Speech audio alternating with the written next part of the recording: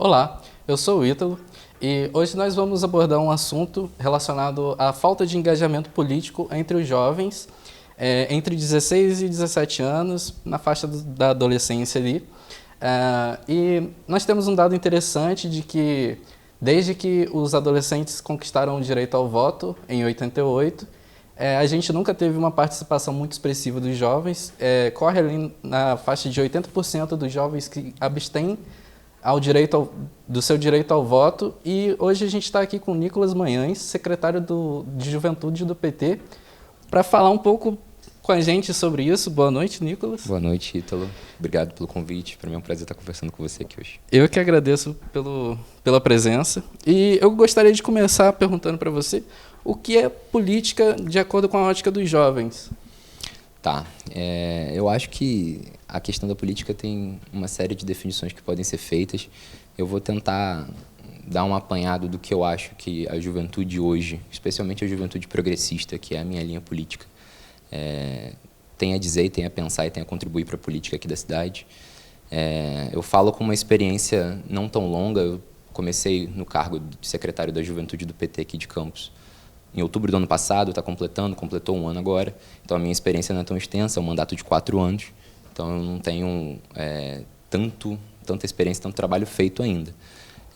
Mas eu acredito que o que os jovens esperam da política é justamente poder se incluir. A política é um espaço coletivo em que as pessoas se juntam para deliberar sobre o bem comum. Só que esse bem comum exclui, muitas vezes, a juventude e outros setores da sociedade. Então, eu acho que o jovem busca na política hoje a inclusão no debate para colocar suas pautas, para lutar pelos seus direitos, pela educação pública de qualidade em especial. Então, eu acho que a política é vista pelos jovens como um lugar a ser alcançado, que as pessoas que vieram antes muitas vezes não alcançaram, dados que você acabou de apresentar, e que eles buscam mudar isso de alguma forma, transformar a realidade a partir do ponto de vista deles. Entendi. E aproveitando essa parte da inclusão dos jovens, principalmente, eu gostaria de saber de você qual a importância da participação dos jovens na política de campus, sobretudo nas pautas relacionadas às questões de inclusão especificamente, sobre as questões das pautas da comunidade LGBTQIA+, e das populações periféricas, das áreas periféricas, né, no caso. Perfeito. Ítalo, não sei se você já foi em alguma audiência aqui da Câmara de Vereadores de Campos. Eu fui recentemente, estava sendo dito que ia ser votado a questão do passe livre para os estudantes aqui de Campos. Isso tinha sido colocado em pauta por um vereador da Câmara. E foi uma das vezes em que eu fui, em que eu pude ver jovens de escola pública que estavam preocupados com a questão do passe livre, que foram mobilizados pelas juventudes organizadas da cidade e que tiveram lá, e foi a primeira e única vez que eu vi jovens naquela Câmara. Eu já fui a algumas audiências e foi a única vez que eu vi jovens lá. A Câmara respondeu a essa presença maciça como? Não colocando em pauta o assunto. Não foi posto em pauta, os jovens foram para lá, tiveram a experiência de ir para a Câmara, mas foram para nada, né? A pauta não foi colocada. E isso acontece na Câmara recorrentemente. Você vê os vereadores, porque não tem vereadora eleita aqui em Campos, não tem representatividade alguma, são em especial homens brancos, por volta de 40, 50 anos, com pouca inserção nas partes mais afastadas da cidade, mais periféricas da cidade, e que falam a partir do seu ponto de vista, da área em que eles estão inseridos, que não é a representação da juventude hoje, né? Isso é um problema muito grande. Então, eu acho que a importância dos jovens na política de Campos hoje é justamente colocar mais representatividade naquela Câmara, renovar aquela Câmara, tirar o poder político das mãos de famílias que vêm disputando aqui nessa cidade um tempo todo. Você vê sobrenomes específicos que estão há anos e anos e anos e anos. Campos é uma cidade que veio do coronelismo, tem essa prática política. Então, tem uma barreira muito forte para a juventude hoje aqui em Campos.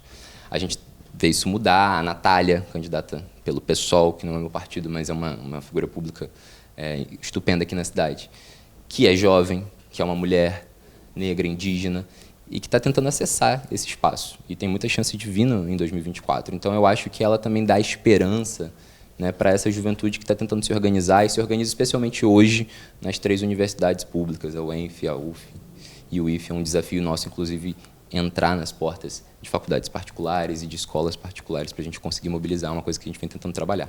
Mas eu acho que a importância geral é essa. Entendi. E então, seguindo nessa linha, qual seria o impacto dessa mudança expressiva na participação dos jovens na política campista, mais em específico?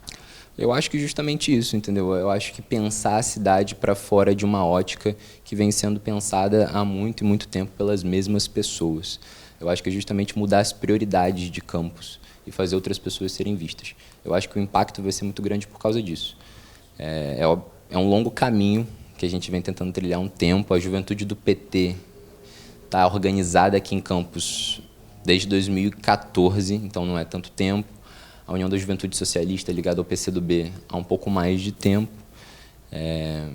Então, é um longo caminho que a gente ainda está tentando travar, mas eu acho que o impacto vai ser justamente esse: tirar o poder político de uma certa camada da sociedade que está há muito tempo, que não é a camada que representa a juventude, e tentar colocar esse poder político numa representação da juventude, que possa tocar as pautas, colocar em pauta o passe livre, colocar em pauta a relação entre as universidades, que é muito baixa, e a própria relação dos jovens. Os jovens não visitam as universidades públicas hoje aqui da cidade, não tem projetos que unam.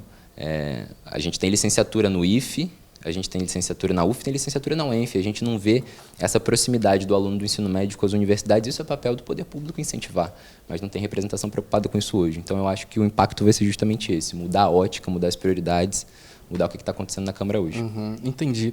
E, para finalizar, quais seriam as suas projeções e as suas expectativas, a questão acerca, né, da participação dos jovens aqui na política de Campos, para os futuros próximos ou nem tão próximos assim? Eu acho que a minha expectativa a curto prazo é chegar em 2024 com candidaturas jovens fortes, né? A gente já tem movimentos assim começando a se desenhar, principalmente na UF, candidaturas de estilo coletiva, que não é muito visto aqui em Campos, foi visto nas últimas eleições de 2020, uma candidatura do pessoal também de mulheres jovens. A gente está querendo fomentar mais isso.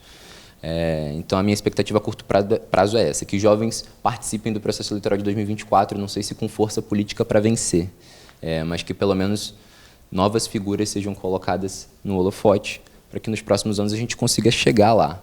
É um longo caminho. Campos é uma cidade muito conservadora, mas eu acho que a gente tem boas expectativas, principalmente com a juventude que se organiza hoje no IFE, na UF e na UENF. Perfeito. Muito obrigado pela participação aqui, Nicolas. Muito obrigado a vocês que nos acompanharam até agora e até a próxima.